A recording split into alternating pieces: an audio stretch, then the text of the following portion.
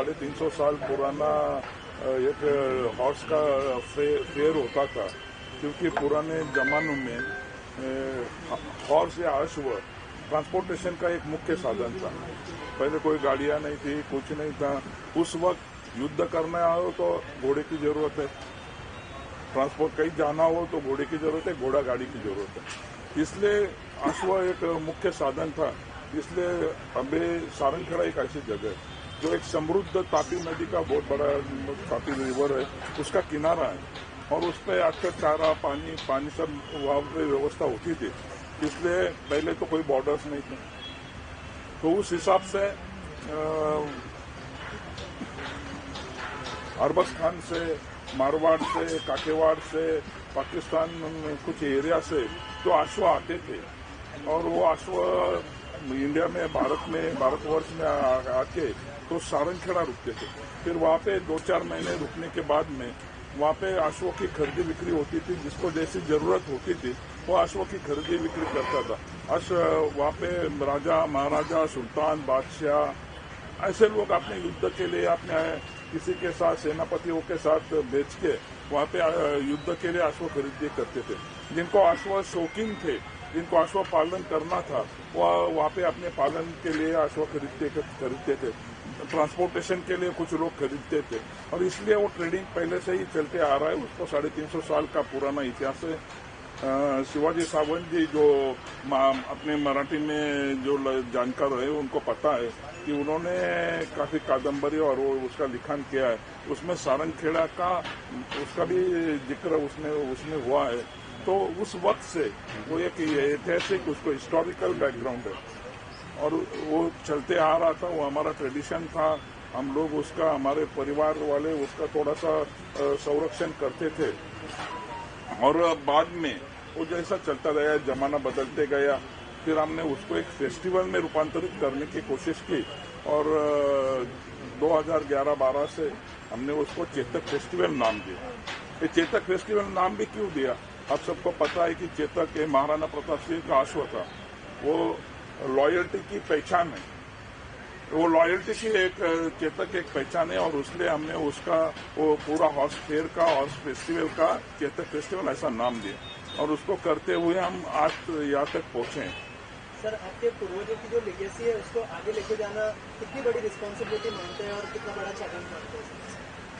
मेरे पूर्वजों की कहने से तो ऐसा है कि सारे पूर्वजों की, क्योंकि आज वह इंसान का, मानव का दोस्त तरीके से पहचाना जाता है, तो वो लेगेसी है। लोग भूलने लग गए। कुछ दिनों में छोटे बच्चों को पूछे कि घोड़ा कैसा होता है, तो वो बताएगा कैसा होता है। तो ये पहचान हमारी जो भारतीय संस्कृति की पहचान है, भारत का इतिहास है, उसकी पहचान बरकरार रखना हम सबका कर्तव्य है, और उसको हम पार कर रहे हैं। उसके लिए हम, हमारी जिम्मेदारी जो है, हम वो जिम्मेदारी निभा रहे हैं। सर, हमारे देश में जो है सबसे बड़ा हिस्सा अभी यूथ का है, तो यूथ के लिए क्या क्या नई चीजें आप लोगों ने इंक्लूड की है इस फेस्टिवल में, अगर उस बारे में कुछ?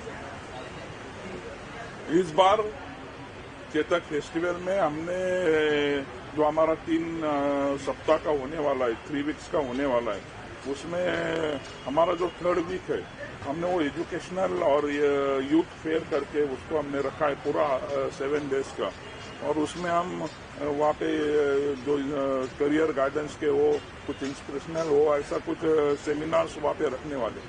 और उसके साथ साथ में हम इक्वेस्टेरियन स्पोर्ट्स भी रखने वाले हैं, क्योंकि इक्वेस्टेरियन स्पोर्ट्स के बारे में महाराष्ट्र में अभी हम काफी पीछे हैं, क्योंकि महाराष्ट्र के पुलिस या उसमें अभी भी अश्व दल नहीं है। कई राज्यों में, कई स्टेट में पुलिस में 5% उसका रिजर्वेशन होता है नौकरी में। जो इक्वेस्टेरियन स्पोर्ट्स में जो बच्चे अच्छे होते हैं उनके लिए मिलिट्री में भी उसका रिजर्वेशन है, और उसी लिए हम पीछे। अभी तक महाराष्ट्र स्टेट ने भी इक्वेस्टेरियन स्पोर्ट्स को ग्रीक नहीं किया, अभी जाहिर नहीं किया। तो हमारी पहली तो मांग ये होगी कि जो इक्वेस्टेरियन स्पोर्ट्स है उसको भी उसका खेल का दर्जा दिया जाए। वो जो रिकग्नाइजेशन इधर दूसरे राज्यों में है, वो भी पूरे अपने महाराष्ट्र में उसके लिए उसकी भी पहल की जाए। और इस साल हमने इक्वेस्टेरियन स्पोर्ट्स को भी बढ़ावा देने की कोशिश की है। पहले भी हमने टेल पेगिंग और वो किए थे, और इस साल हम पूरा इक्वेस्ट्रियन स्पोर्ट्स का पूरा सप्ताह रखने वाले हैं। उसमें काफ़ी कुछ कॉम्पिटिशन्स हम रखने वाले हैं जो यूथ को इंस्पिरेशनल दे और यूथ भी आगे आए, वो स्पोर्ट्स की तरह आकर्षित हो।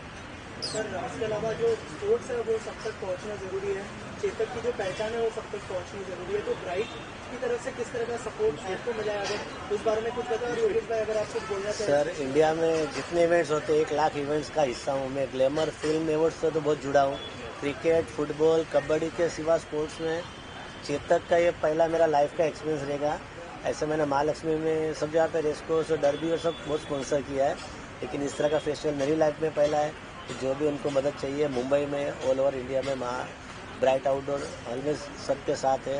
और मेरे को बहुत खुशी है कि मैं कितने अच्छे इवेंट का एक हिस्सा हूँ और उनके साथ जुड़ा हूँ। सर ब्राइट की तरफ से किस तरह का सपोर्ट मिला है आपको, अगर इस बारे में? मैं तो पहले ही उनका आई एम वेरी थैंकफुल और मैं उनका धन्यवाद देता हूँ कि ब्राइट हमारे साथ आया है और चेतक के साथ जुड़ते हुए ब्राइट और चेतक ये दोनों के नाम रोशन होंगे। सर अगर इसमें घोड़ों की बात करें तो कितने रेंज में है, हाई से हाई और लो से लो, उसके बारे में बताएं। चेतक फेस्टिवल ऐसा है कि आपको वहाँ पे 50,000 से 10 करोड़ 11 करोड़ का घोड़ा भी देखने मिलेगा। वहाँ पे 3,500 अश्व होते हैं करीबन, हर कलर के, हर ब्रीड के, हर जात के जो इंडिया में पाए जाते हैं, वो वहाँ पे आपको एक ही टेंट के नीचे आपको सब देखने को मिलेगा।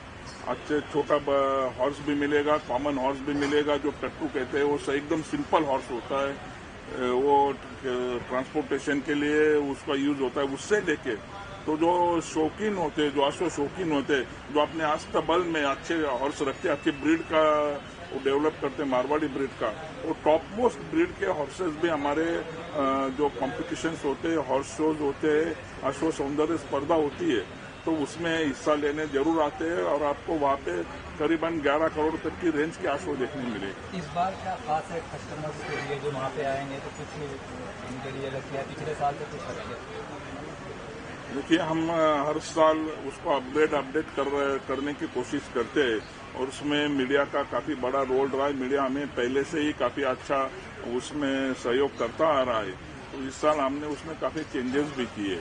और हम पहले कैसा था कि हम हमारी तरफ से जैसा होता था वो करते थे, फिर अभी उसमें हम काफी चेंजेस बदलाव करके काफी लोग हमसे जुड़ रहे हैं। अभी ब्राइट वाले जैसे जुड़ गए, वैसे अनेक लोग, ये कारवा चलता जा रहा है और उसमें जो बहुत बड़े बड़े चेंजेस हम इसमें कर रहे हैं, क्योंकि ये एक अश्व फेस्टिवल है। ये कभी आप इंडिया में आपको कहीं देखने मिलेगा नहीं, 2-3 जगह होता है, पर उसमें सारंगखेड़ा भी काफी आगे आ रहा है और काफी सबसे बड़ा अश्व फेस्टिवल जो है वो चेतक फेस्टिवल है। तो उसमें जो घोड़ों के लिए, अश्व के रिलेटेड, हॉर्स के रिलेटेड जो भी कुछ होते हैं, जो स्पोर्ट्स होंगे, जो कुछ इवेंट्स होंगे, वो सब आपको सारंगखेड़ा में देखने मिलेंगे। सर ये 300 सालों से हो रहा है और शायद बहुत से बहुत बड़ी अचीवमेंट है, पर लोगों में बहुत ज़्यादा इस बारे में अवेयरनेस नहीं है। ऐसा क्यों मानते हो? और सरकार की तरफ से ये लोग कितना, आप लोग सरकार के लिए बहुत बड़ी चीज़ है, 300 साल बड़ी लॉन्ग टाइम है, तो उस पर सरकार की तरफ से क्या साथ में सरकार का सहयोग होता है? सरकार हमारे साथ में होती है। सरकार का भी डायरेक्ट इनडायरेक्ट सपोर्ट तो वैसे पहले से भी रहा है इतने साल, क्योंकि हर कोई कोशिश करता है कि ये उसको बढ़ावा दिया जाए। ये 300 साल पुराना है, ज्यादा कुड़ के उसको हम मीडिया के सामने लाए नहीं थे। जब हमारे जैसे यूथ उसमें आगे आ गए तो हमने उसको आगे लाने की कोशिश की और आगे लाने की कोशिश की। एक लिमिट्स थे, जैसे जैसे आगे बढ़ते गए आज हम मुंबई तक यहाँ पे प्रेस हो रही है, तो ये भी एक बड़ी अचीवमेंट है। शायद इसके बाद दुनिया को जानने लगेगी कि ये कितना बड़ा फेस्टिवल है और कितना थ्रिलिंग फेस्टिवल है। सर सारंगखेड़ा के अलावा और कौन से स्टेट में हम लोग ये प्लान कर रहे हैं फेस्टिवल होने वाला है, और क्या क्या और प्लान है आगे के? सर अगर हम एक वर्ल्ड का लॉन्गेस्ट इक्वाइन रैली करने की हमने उसका प्लानिंग भी हमारा चल रहा है। वो शायद चंडीगढ़ से टू सारंगखेड़ा जो 1400-1500 किलोमीटर का एक रैली होगा और उसमें जो इंडिजिनियस ब्रीड है, भारतीय अश्व जाति है, उसको बढ़ावा देने के लिए, और वो हमारा 75वां अमृत महोत्सव वर्ष है आज, आज़ादी का, उसके बैकग्राउंड के लिए हम वहाँ से करीबन 6 स्टेट्स में और एक यूनियन टेरिटरी में हमारा वो रैली जो 25-30 घोड़ों से लेके वो चलता चलता सारंगखेड़ा तक आएगा। पहले अभी मेरे बाजू में बैठे हुए सिमरनजीत सिंह जी, इनके सुपुत्र राजवीर सिंह, उन्होंने 500 किलोमीटर का बच्चा है 14 इयर्स का, उसने 500 किलोमीटर का घोड़े पे राइड करके 6 दिन में सारंगखेड़ा आया था। और माननीय तब देवेंद्र फडणवीस जी मुख्यमंत्री थे, उन्होंने उसका स्वागत भी किया। तो ऐसे ही हम जो कुछ बच्चे जो अश्व के लिए प्रति प्यार रखते हैं और कुछ करना चाहते हैं, हम हमेशा ही चेतक फेस्टिवल उनको बढ़ावा देते आए। सर आप भी कुछ कहना चाहिए इंट्रोडक्शन देकर और एसोसिएशन। मेरा नाम सिमरनजीत सिंह है, मैं अकोला महाराष्ट्र से हूँ और मुन्ना दादा के साथ सारंगखेड़ा फेस्टिवल में स्पोर्ट्स और यूथ अवेयरनेस की तरफ मेरा ज़्यादा ध्यान है। जैसे मुन्ना दादा ने कहा कि इस साल हम लोग स्पोर्ट्स का जो वीक है वो यूथ इसके तरफ ज़्यादा से ज़्यादा अपना रुझान दिखाए और इस बार हम स्टेट को अपील कर रहे हैं कि जो सारंगखेड़ा में इक्विस्टेरियन स्पोर्ट्स होने वाले हैं उसको एटलीस्ट इंटर स्टेट का कंपटीशन का दर्जा दिया जाए, ताकि वहाँ जो भी पार्टिसिपेट करे उसको एक सर्टिफिकेट मिले और उसकी कोई अहमियत हो जो उसको एकेडमिक्स में आगे हेल्पफुल है। मुन्ना दादा के प्रयत्न से हम लोग यही वीक में गवर्नमेंट के साथ भी कम्युनिकेशन करने वाले हैं और मेरे साथ जो हमारे स्पोर्ट्स को देखने वाले mister Nabeel, who is also present here, is also record holder for India. इन्होंने काफ़ी सारे स्पोर्ट्स किए यूथ के साथ, तो we together as a team हम लोग कुछ ऐसे स्पोर्ट्स लेके आएंगे जो कन्वीनियंट भी है और आमतौर पे जो बच्चों को खेलने के लिए बहुत सरकारी परमिशनें, आर्मी का बैकअप या पुलिस का बैकअप लगता है, उसके बावजूद उसको इजी एक्सेस देंगे स्पोर्ट्स का। मुन्ना दादा का एक और प्रोजेक्ट है कि महाराष्ट्र में हॉर्स प्रीमियर लीग शुरू हो, तो वो भी जल्द सारंगखेड़ा से किक स्टार्ट होगी। सर ये महंगा शौक नहीं है, महंगा स्पोर्ट्स कह सकते हैं। कोई भी शौक और कोई भी स्पोर्ट्स महंगा नहीं है अगर वो आपके बच्चे को फेम देता है। तो सही मानिए क्रिकेट से तो सस्ता ही है। Okay, thank you so much.